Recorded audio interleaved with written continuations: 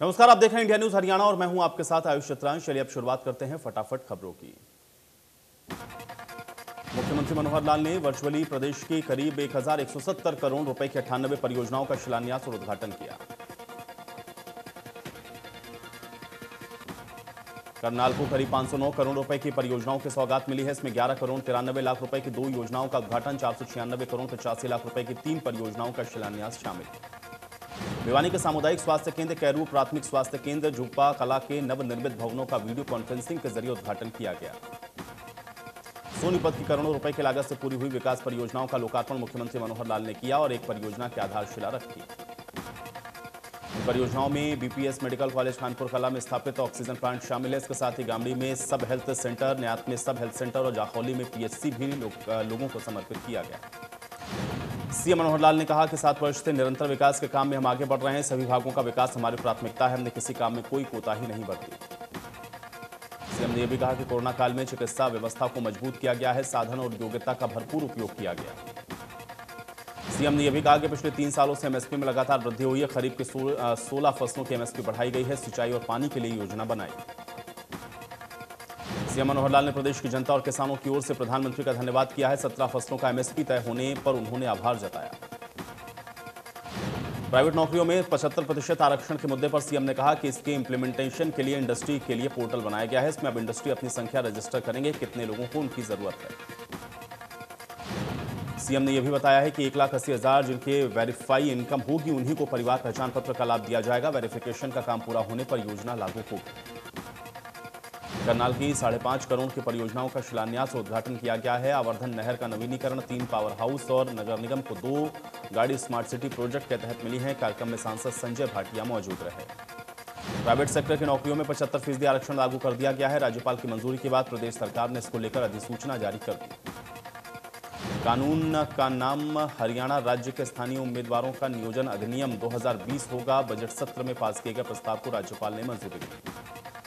कानून में कई प्रावधान किए गए हैं। निजी नौकरियों में 75% नौकरियां हरियाणा के युवाओं को मिलेंगी। 50,000 से कम वेतन पे कानून लागू होगा। 3 महीने में कंपनियों को नौकरियों की जानकारी पोर्टल पर अपडेट करनी होगी। 10 साल के लिए कानून प्रभावी रहेगा। 2 साल में संशोधन का भी प्रावधान है। कानून के उल्लंघन पे 10,000 से 50,000 तक का जुर्माना। 10 से ज्यादा कर्मचारी वाली कंपनी पर यह कानून लागू होगा।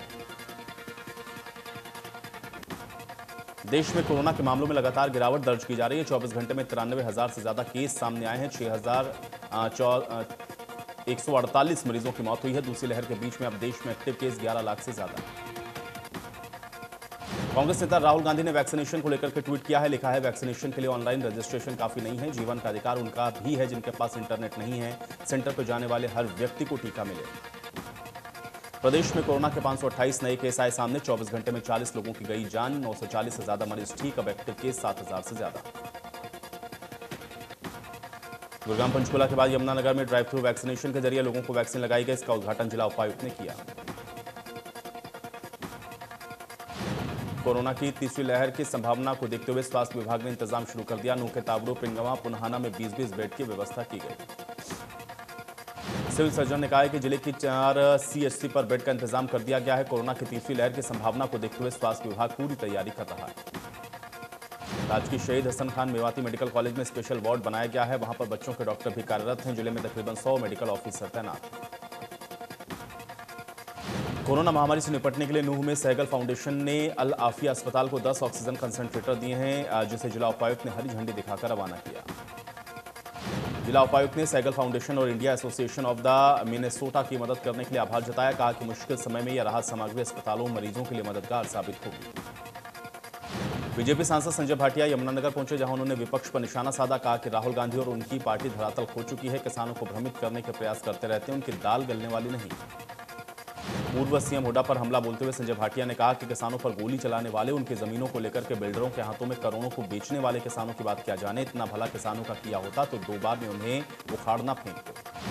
संजय भाटिया ने कहा कि किसान सारी बात को समझते हैं। हाँ, खेतों में काम कर रहे हैं, मंडी में फसल ला रहे हैं, लेकिन किसानों की आड़ में जो किसान नेता बने हैं वो जानबूझकर समझने को तैयार नहीं है। किसान नेताओं से पूछो कानून में गलत क्या है। कृषि मंत्री जेपी दलाल ने कहा कि किसानों के नाम पर आंदोलन करने वाले लोग किसान नहीं बल्कि कांग्रेसी हैं। किसान तो खेतों में व्यस्त है। किसानों के नाम पर की जा रही राजनीति कामयाब नहीं होगी। महंगाई के सवाल पर कृषि मंत्री जेपी दलाल ने कहा कि जब भी किसानों को फसल के अच्छे दाम मिलने शुरू होते हैं तब महंगाई को रोना शुरू हो जाता है। जब 2 रुपए किलो टमाटर बिकता है तब कोई आवाज नहीं उठाता। वीडियो कॉन्फ्रेंसिंग के जरिए फरीदाबाद को 3 नई सौगातें मिली हैं। इसमें प्रतला के सिकरोना गांव में ITI, फरीदाबाद में एक ऑब्जर्वेशन सेंटर भी शामिल है। केंद्रीय राज्य मंत्री कृष्णपाल गुर्जर ने बताया कि फरीदाबाद में चौमुखी विकास के साथ साथ ऐतिहासिक काम भी हो रहे हैं। ऐसे काम आने वाले समय में लोगों को इसका फायदा होगा। कांग्रेस नेता कुलदीप बिश्नोई ने जितिन प्रसाद के बीजेपी में शामिल होने को कांग्रेस के लिए बड़ा झटका करार देते हुए कहा कि कांग्रेस को जीत हासिल करने के लिए जन नेताओं की पहचान करके उनको मजबूती देनी होगी। कुलदीप बिश्नोई ने कहा कि कांग्रेस को खासकर इस मुश्किल समय में नहीं छोड़ना चाहिए था, लेकिन कांग्रेस को जन नेताओं की पहचान करके उनको मजबूत करना चाहिए ताकि राज्यों में फिर से जीत हासिल हो सके। किसान आंदोलन को लेकर गृहमंत्री अनिल विज ने आशंका जताई। किसानों का मुख्य एजेंडा अब कृषि कानून न रहकर कुछ और ही है और कहा किसान अभी तक एक बार भी आपत्ति क्या है ये बता नहीं पाए। वैक्सीनेशन को लेकर अनिल विज ने राहुल गांधी पर पलटवार किया। कहा कि राहुल गांधी हर रोज ऐसा प्रश्न निकाल कर लाते हैं जिसकी वजह से उनकी पार्टी के लोग उन्हें छोड़कर जाने लगे हैं। प्राइवेट अस्पतालों की व्यवस्था अलग है। स्वास्थ्य मंत्री अनिल विज ने तंज कसते हुए कहा कि जो लोग वैक्सीनेशन को लेकर उछल-कूद करते हैं उन्हें भी वैक्सीन फ्री लगाई जाएगी। अब 45+ या 18+ का कोई फर्क नहीं है, सभी को मुफ्त वैक्सीन लगेगी। पानीपत में हजारों की संख्या में किसान टोल पर पहुंचे। दिल्ली की ओर कूच किया गया है। इस दौरान GT रोड पर जाम लग गया है, लोगों को परेशानी हुई। नियंग सेना भी किसानों के दिल्ली कूच में शामिल हुई है। किसानों का कहना है कि 5000 गाड़ियों का काफिला दिल्ली के लिए कूच कर रहा है। बल्लभगढ़ के मुजफ्फरनगर में दुकानों में घुसकर 2 बदमाशों ने गन पॉइंट पर दुकानदार से लूट की है। लूट की वारदात दुकान में लगे CCTV कैमरे में कैद। दुकानदार घर में ही दुकान खोलकर मनी ट्रांसफर का काम करते हैं। 2 युवक दुकान में मुंह और मास्क लगा करके 35,000 के करीब दुकानदार से बंदूक की नोक पर ले उड़े।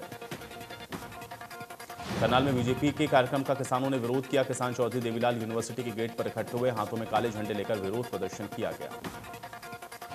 किसानों के विरोध को देखते हुए भारी पुलिस बल मौके पर तैनात किया गया। संयुक्त किसान मोर्चा ने फैसला किया कि जब तक कृषि कानून रद्द नहीं होते हैं तब तक सरकार के कार्यक्रम का विरोध होगा।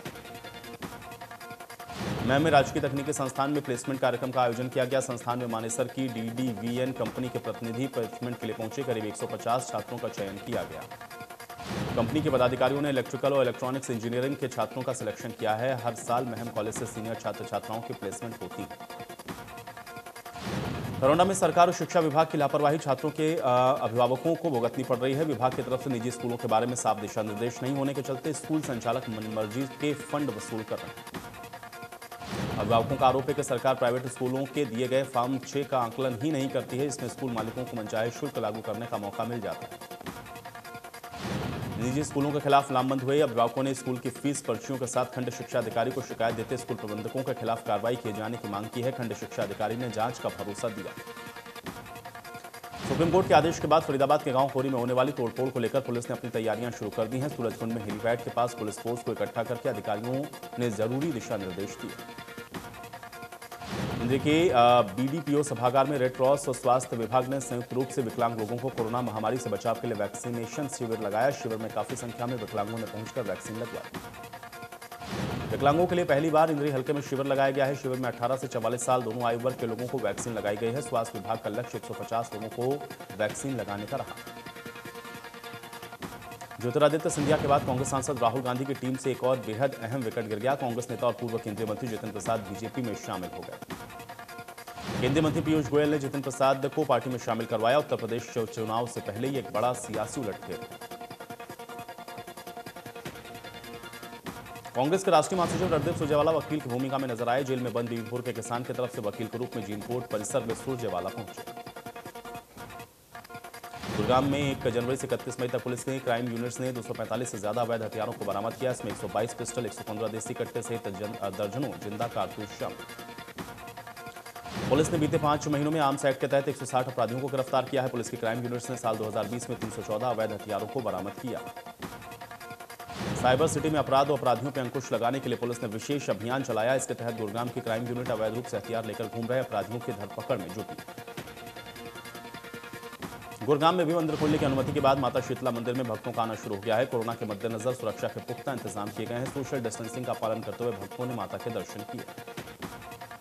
मंदिर परिसर में कोरोना संक्रमण को लोगों में न फैले, इसको ध्यान में रखते हुए प्रसाद को भी मंदिर के बाहर ही गैलरी में चढ़ाया जा रहा है। प्रशासन और मंदिर प्रबंधन लोगों को सोशल डिस्टेंसिंग का पालन करवा रहा है।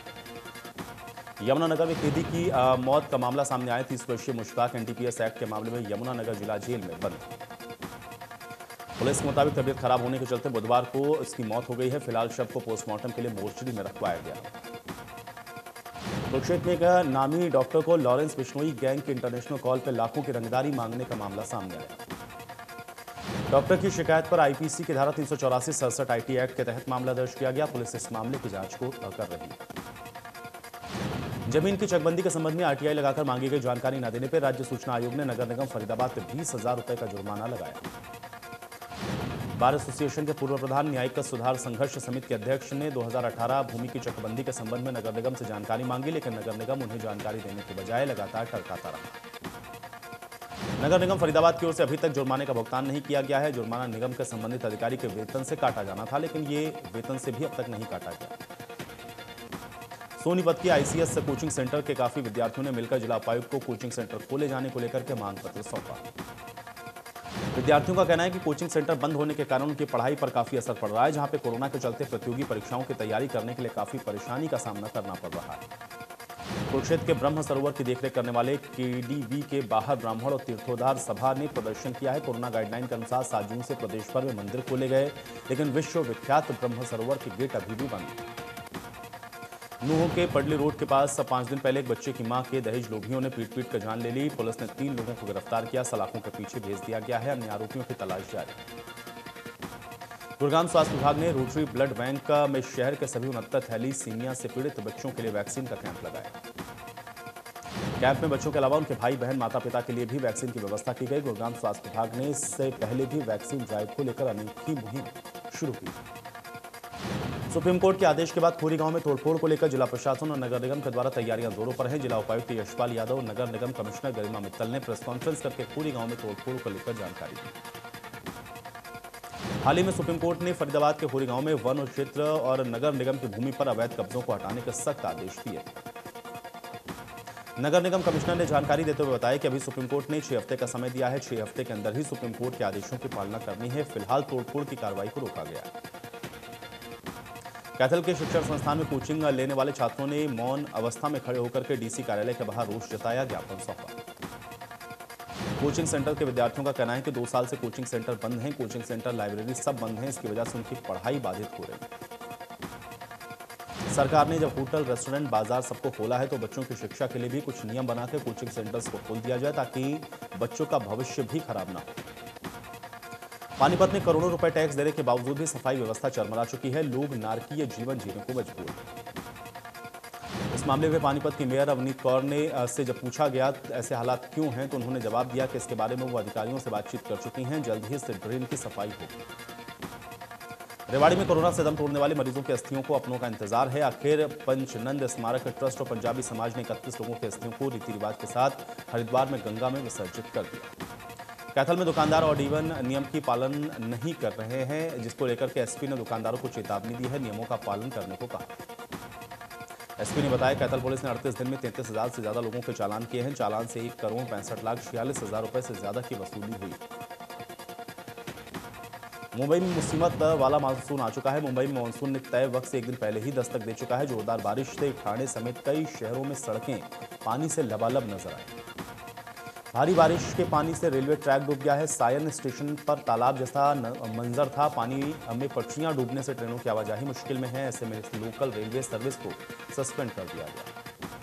मुंबई में मूसलाधार बारिश के चलते लोग परेशान हैं। मालवनी इलाके में एक 4 मंजिला इमारत अचानक से ढह गई। हादसे में 11 लोगों की मौत हुई है। 7 लोग घायल बताए गए।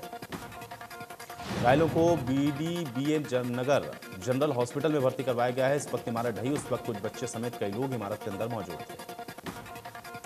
घटना के तुरंत बाद फायर ब्रिगेड घटनास्थल पर पहुंचा। स्थानीय पुलिस और लोगों की मदद से मलबे में फंसे 15 लोगों को बचाया गया।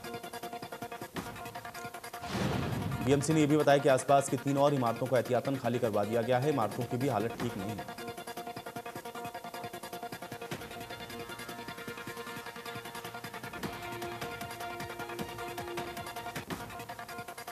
गरीब परिवारों की भलाई के लिए पीएम गरीब कल्याण अन्न योजना को केंद्र सरकार ने नवंबर 2021 तक बढ़ा दिया है। पहले ये योजना 2 महीने के लिए शुरू की गई थी। इसमें गरीब परिवारों को प्रति व्यक्ति 5 किलो गेहूं देना।